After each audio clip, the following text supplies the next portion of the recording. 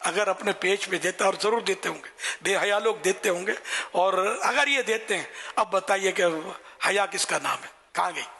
وہ یہ کر رہے ہوتے ہیں.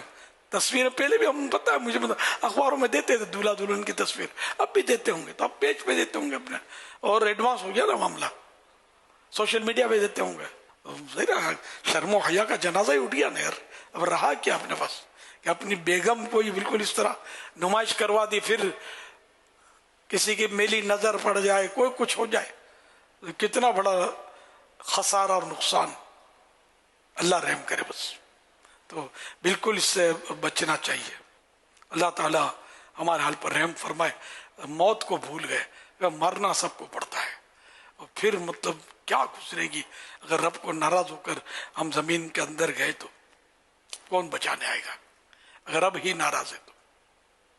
اللہ پاک رحمت کی نظر فرمائے، سچی توبہ نصیب فرمائے. اگر آپ نے اپنی بہو، بیٹی یا بیوی یا بہن وغیرہ کی تصویریں دی ہیں تو یہ کھانا بعد میں کھانا، مہربانی کر کے.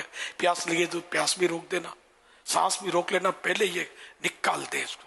توبہ کرنے یار، کیا تماشا ہے کہ اپنی گھر کی عورتوں کو اب اس پہ دیتے ہیں سوشل میڈیا پہ. میں تو نام دینے کا بھی اپنے طور پر مخالف ہوں کہ نام بھی نہ دیے جائیں. مجھے لوگ اپنی جوان بیٹیوں کے، جوان بہنوں کے نام دھڑلے سے بتاتے ہوتے ہیں. میں کیا کروں یار؟ تو یہ مجھے بتاتے ہیں، اس کا مطلب سب کو بتاتے ہوں. عادت ہوتی ہے، بہت سو کی عادت ہوتی ہے، بالکل بھرے مجمع میں. حالانکہ وہ ماحول کے ہوتے ہیں، داڑھی وغیرہ سب ہوتی ہے، لیکن بس ذہن نہیں ہوتا. تو اپنی بہو بیٹیوں کے نام لے رہے ہوتے ہیں. مجھے مزہ نہیں آتا. مطلب اپنا تو پرانا انداز، مطلب مزاج اس طرح کا عجیب و غریب ہے میرا انداز. میں نے گھر میں ماحول اس طرح دیکھا ہے. میری بڑی بہن نے دیکھا ہے کہ پیٹ میں درد ہو تو بتائیں نہیں، خالی خالی پیٹ میں دکھے یا قبض ہو جائے تو نہ بتائیں، شرم آئے. میں یہ ماحول دیکھا ہے میرے گھر میں.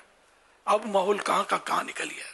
صلو علی الحبیب صلی اللہ علیہ وسلم.